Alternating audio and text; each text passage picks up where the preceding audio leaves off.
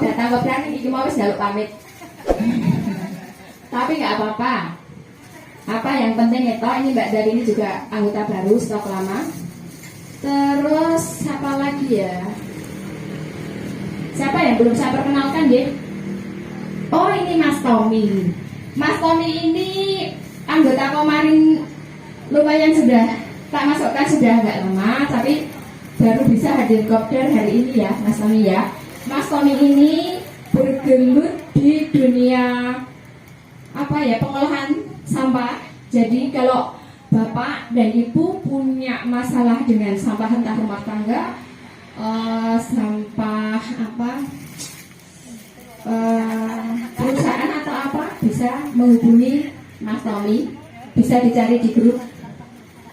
Terus ini ada Mbak Nina. Mbak Nina itu kemarin datang kopdar, tapi pas saat itu yang hadir tidak sebanyak hari ini. Makanya kangen, mungkin ingin hadir lagi. Alhamdulillah, terima kasih Mbak Nina dan suaminya juga rawuh. Itu yang di pojoknya juga ada beras untuk ngerti ya.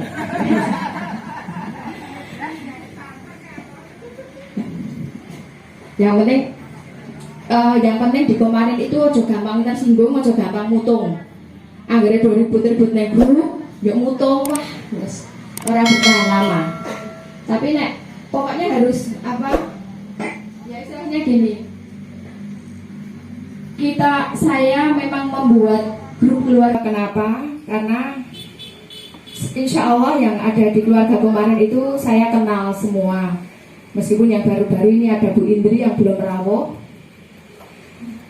Dan kenapa saya punya pinjaman di BRI 200 juta, baru nyicil 6 kali angsuran, dan itu tuh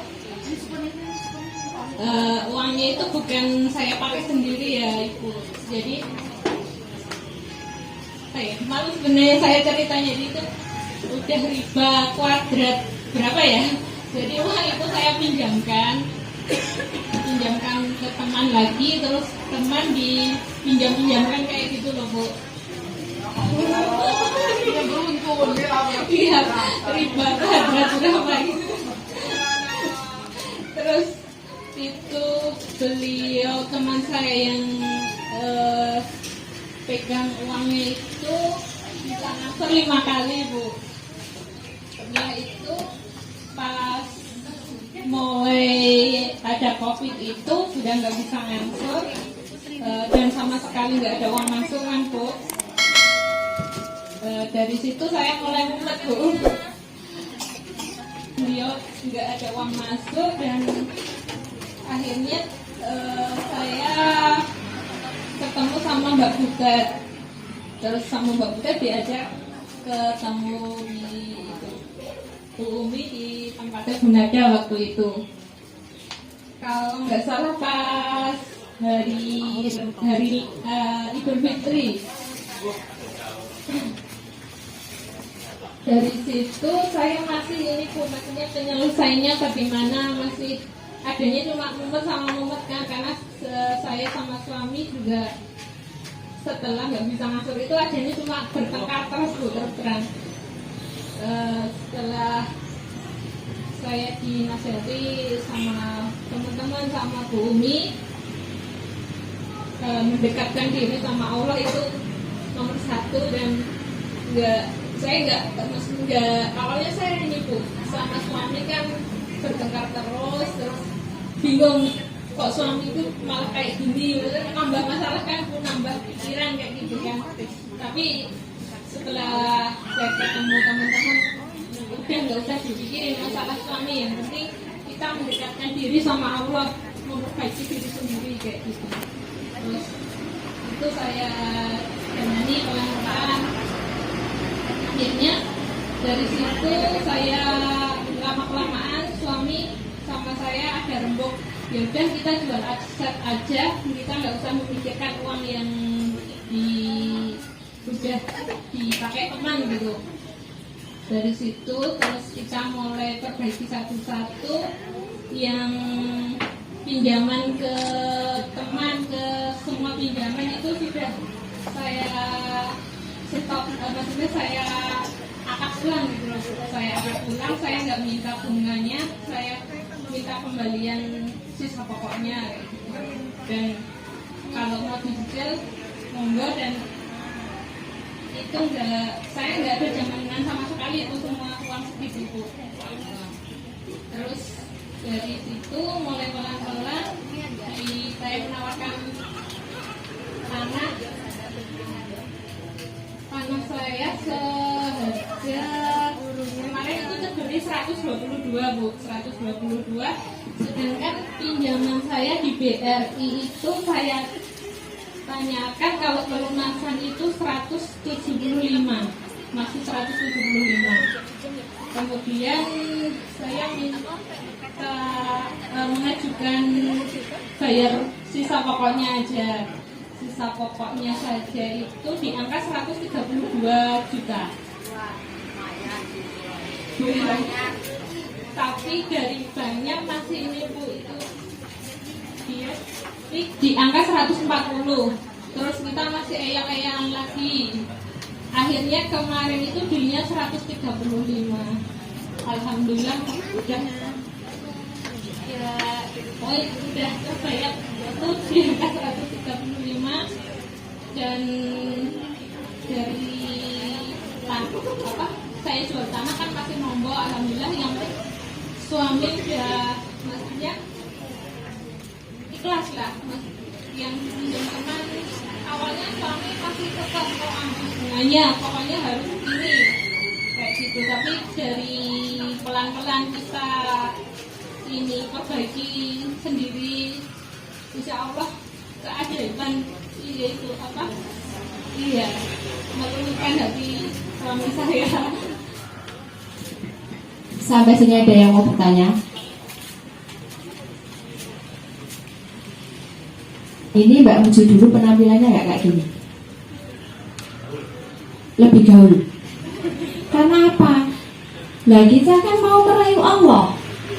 Kalau kita mau merayu Allah, otomatis kita harus menjauhi apa yang Allah larang, dan kita harus menjalankan apa yang Allah perintahkan. Allah menyuruh kita untuk menutup aurat, Allah meminta kita untuk mendatangi majelis ilmu. Kita datang ke majelis ilmu biar apa? Yang kita tidak tahu menjadi tahu. Kadang memang kalau sudah tahu, nek orang lakon ini kok malah tambah dosa, dosanya tambah gede. Mbok biyen ora ngerti wae. Mungkin punya seperti itu ya.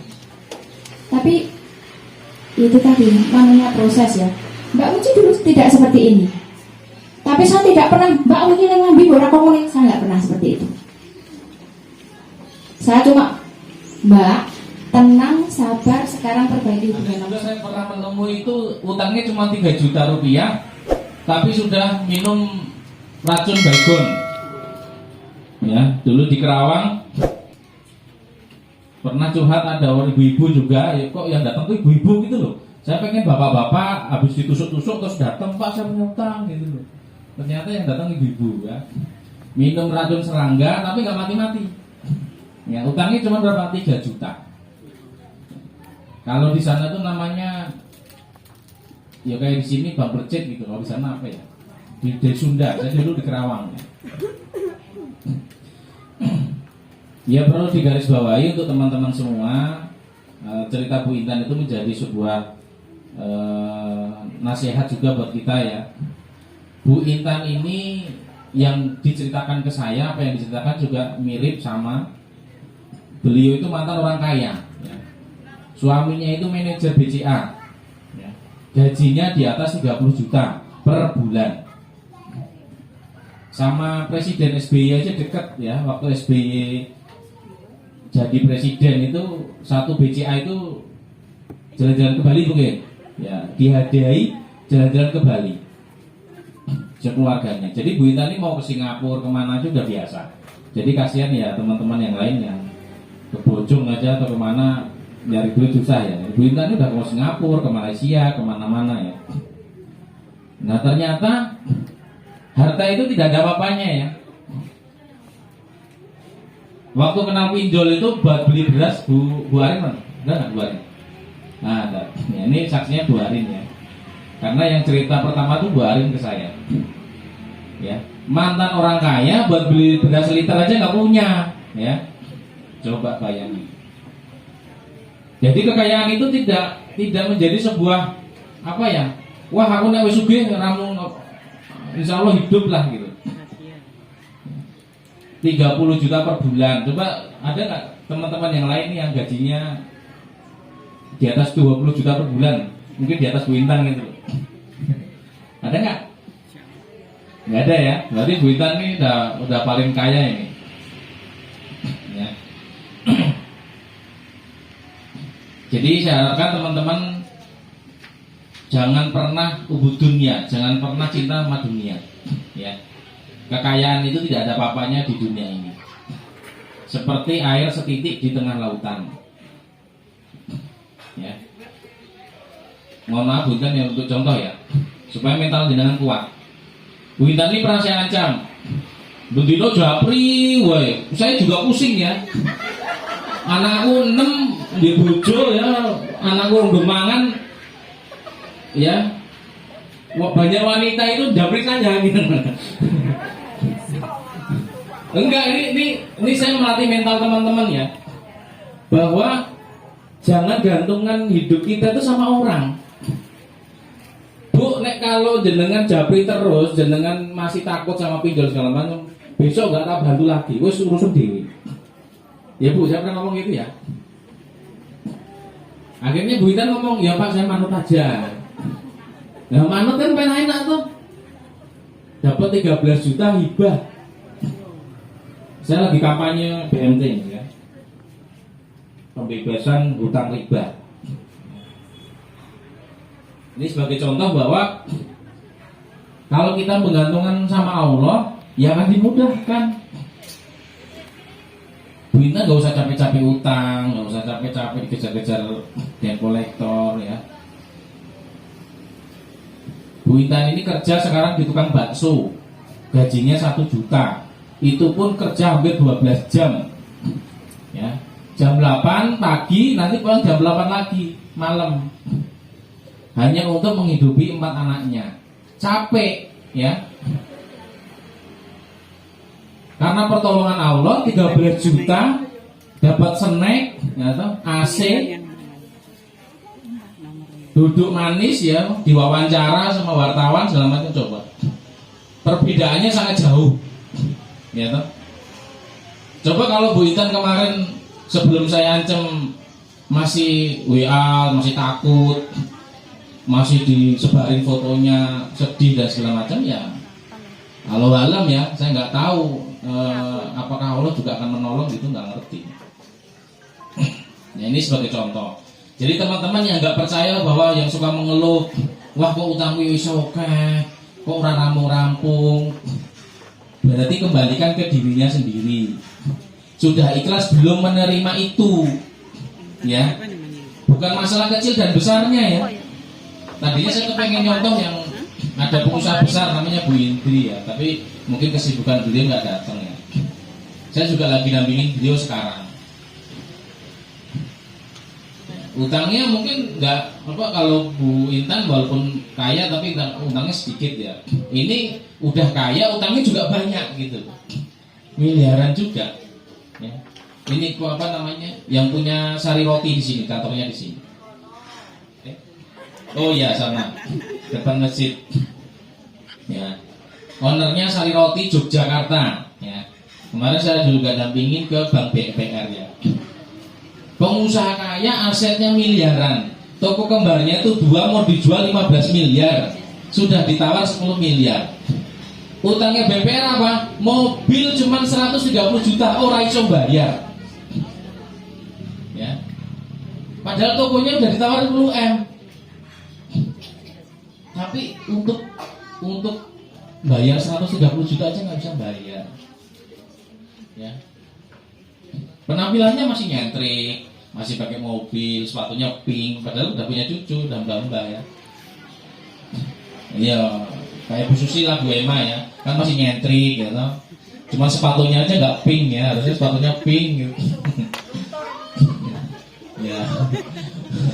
Beliau juga sudah sepuh ya, sudah 50 tahun ke atas, sudah punya cucu, tapi nyentrik, sepatunya pink, tapi utangnya miliaran. Tapi kelihatannya nggak sedih gitu. Beda dengan yang utangnya di bawah 10 juta ya.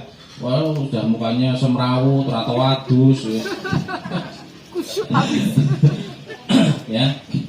Bisa dibandingkan dengan utangnya yang miliaran, puluhan juta, tapi ternyata masih bisa eksis ya. Beliau masih ikut ngaji, masih sedekah ya, dan segala macam. Ya, karena waktunya mepet, ini pembinanya wis mundar mandir, nggak kusuk, bikin saya nggak kusuk ya. Ya, kembali lagi ke titik masalah. Untuk keluarga Komarin, saya harapkan ya, jangan pernah menggantungkan kepada orang lain, ya, jangan pernah, ya. Yo saya juga manusia ya, saya juga kadang ngomong kayak gini, ngomong gampang, tapi ternyata melaksanakannya juga sulit ya. Tapi kita berusaha semaksimal mungkin, ya. Ini contoh nyata, maksudnya bukan hoak ya, contoh nyata. Saya juga dapat informasi Bu Intan ini dari Mbak Arin. Mbak Arin cerita, Pak, saya ada teman begini-begini, sekarang lagi susah kayak gini-gini, bisa bantu enggak? Oh ya, coba saya temuin. Akhirnya saya temuin. Ya itu curhatnya banyak banget, tapi sekarang udah nyantai ya, udah kayak Mbak Rina lah. Mbak Rina enggak? Ya. Jadi Bu Intan ini sekarang mentalnya insya Allah sudah kayak Mbak Rina. Oh sudah pedih karo pinjol. Ya. Mau didatengin kayak apa nggak masalah, karena memang belum selesai ya. Kemarin saya menuntut kepada BMT UMY-nya harus bayar pokoknya saja ya. Memang prosesnya lama. Mbak Rina aja kemarin pinjol itu 3 tahun nggak lunas-lunas, padahal 1 juta ya. Bismillah, ayo teman-teman, jangan pernah menggantungkan pada orang lain, gantungkan sama Gusti Allah. Kalau belum selesai bukan berarti Allah itu belum menolong ya. Allah berarti masih menganggap kita itu masih mampu untuk menghadapinya. Yang penting jangan pernah nyeleweng, ya. Terus jangan lupa, jangan hanya sebatas hijrah, tapi ilmu tersebut. Ini saya juga menjadi contoh salah satu. Ya, namanya manusia kan masih ada lupanya. Saya sudah punya ilmunya, tapi ada lupanya. Saya ada transaksi emas sama Mbak Arin, sudah dijapri Bu Lina. Bu Lina udah japri belum? Wah, gitu.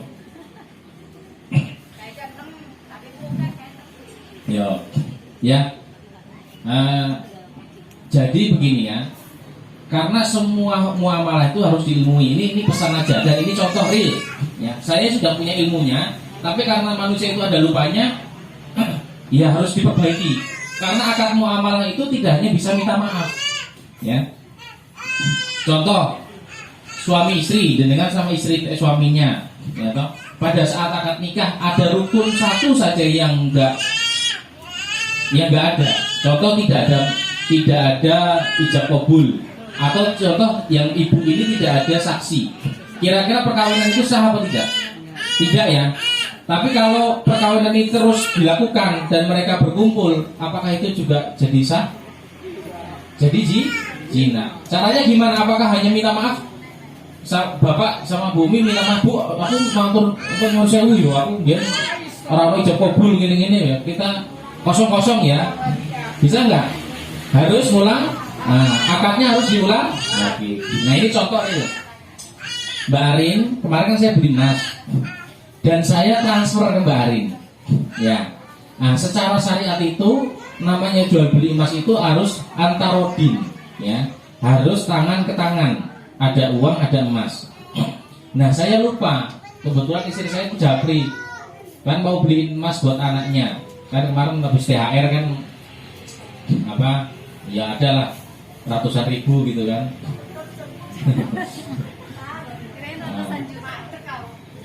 Ratusan ribu. Gue udah tuh jalur dan ratusan juta. Dikiranya ketuanya orang nggak pinjaman lunak. Ya. Nah, transaksi kita itu kemarin batil. Nah, caranya supaya kita termaafkan, ya, akadnya kita ulang. emas saya balikin ke Mbak Arin, uang dibalikin ke saya, nanti kita transaksi ulang jual beli. Dengan harga hari ini boleh, nggak jadi masalah. Ya, ya Mbak Arin ya, sepakat ya, ya. Karena secara syariat itu jual beli emas itu harus antarodin. Ada emas, ada uang, tidak boleh transfer, tidak boleh jeda. Walaupun transfer pun boleh, tapi satu majelis. Mbak Arin ngasih uang, kasih emas ke saya. Mbak, aku transfer ya, iya. Transfernya hari ini, kita masih face to face, masih ketemuan. Ya, pakai mobil banking, transfer diatin ini Mbak udah masuk, baru masa kita kasih ke saya itu boleh. Satu majelis. Nah kemarin saya nggak ketemu Mbak Arin nitipin emas ke istri, saya di tempat lain transfernya. Jadi kita nggak ada ketemuan. Nah itu nggak boleh ya. Nah perlu saya sampaikan kenapa seluruh, apalagi teman-teman ini pengusaha ya, pelaku riba juga. Ada yang nggak pelaku riba jajan kota sini? Ada. Oh berarti mau jadi investor, mau jadi donatur kali ya? Jenengan nggak punya uang? Nggak punya utang? Udah nggak punya utang? Nggak ada riba? Dari awal nggak ada riba? Alhamdulillah. Berarti calon donatur kita ini. Mbak, ini Mbak Nadiro. Hah? Bunda Nadiro kan? Nurida kan Nadiro. Nurida ya. Ya. Itu ya sebuah ilmu ya. Jadi saya pesan ke teman-teman sebelum saya tutup, Bu Intan tolong ya Bu ya. Boleh bekerja, boleh menafkahi anak-anak itu kewajiban. Tapi kewajiban yang utama tetap adalah menuntut ilmu. Nggih. Bukan gara-gara karena kita mencari uang terus ilmu ditinggalkan. Karena muamalah itu, hubungan antara sesama manusia itu ada di Al-Quran itu hampir 80%. Ya, kita itu dibagi 3 dimensi ya. Ya, dimensi kita sama Allah yaitu sholat, puasa, zakat, haji ya. Itu dimensi kita sama Allah. Pertanggungjawabannya hanya sama Gusti Allah aja. Kalau jenengan nggak sholat berarti dosa. Dosa itu berarti masuk neraka, kalau pahala masuk surga. Intinya cuma 2 itu. Terus dimensi untuk diri kita sendiri, makan, minum, makan sambil duduk, makan pakai tangan, itu dimensi kita sendiri. Pertanggungjawaban untuk kita. Kalau kita lapar makan, berarti kita menjaga tubuh kita. Kalau kita nggak makan, berarti kita sakit emah dan segala macam. Nah itu dimensi kita. Nah dimensi ketiga adalah dimensi kepada orang lain, sesama manusia, yaitu muamalah tadi. Nah hubungan kita bermuamalah itu banyak sekali. Orang tua, saudara, mertua, teman dan segala macam. Ya. Tapi kalau pada saat dimensi kita sama manusia itu salah, bermuamalahnya salah, yaitu tadi cara memaafkannya harus ketemu, ya. Atau kalau akadnya salah harus diulang, tidak bisa hanya meminta maaf. Ya. Pada saat kita masih punya hutang, masih kita punya salah ya atau belum minta maaf, nanti di akhirat itu tidak ada dirham, tidak ada emas lagi untuk pembayarannya. Adanya hanya amal kebaikan dan amal keburukan. Ya. Berarti kalau amal kebaikan kita sudah habis, berarti keburukan orang yang kita zolimi itulah yang akan tertimpa kepada kita. Nah disitulah yang hadis Rasulullah bilang itu bahwa manusia menjadi bangkrut di situ. Paham ya? Nah tadi ilmu satu lagi sama saya dan Mbak Arin itu sebagai contoh bahwa memang transaksi kita batil dan harus diulang. Nah teman-teman yang punya transaksi batil silahkan diulang supaya akadnya ya ketemu aja, nggak usah ribet-ribet. Kira-kira ini salah, ayo ketemu, kita akad ulang lagi yang bener, gampang, nggak usah dibikin pusing gitu loh. Wah nasihat begini, nggak usah dibikin pusing. Kalau dua-duanya enak tuh gampang, ya gitu. Terus kalau ada pernah menzolimi orang lain, mohon maaf ya. Nah mumpung sekarang juga nggak ada ya. Intinya saya sebagai ketua kemarin, bila di grup ada tulisan atau kata-kata cuitan saya yang menyinggung hati teman-teman, mohon maaf. Karena intinya saya selalu ngomong seperti itu, ceplas-ceplos seperti itu supaya mendidik mental teman-teman ya. Banyak kan ibu-ibu kan baperan ya, nangisan, terus lebay ya. Nah, saya pengen ya itu tadi harus kuat mentalnya ya. Makanya kalau sepasang tuh enak ya, kayak Mbak Murni sama suaminya enak. Nah, Pak Uli sama ini, kayak Pak Ores sama Bu Wina gitu kan. Ya, kita sepaham ya. Kadang kalau ibunya ngaji, ibunya paham riba, suaminya belum, nggak akan, pokoknya mumet lah. Wong si awor kadang-kadang gelut sering kok. Ya, apalagi yang nggak sering ketemu. Nah, sampai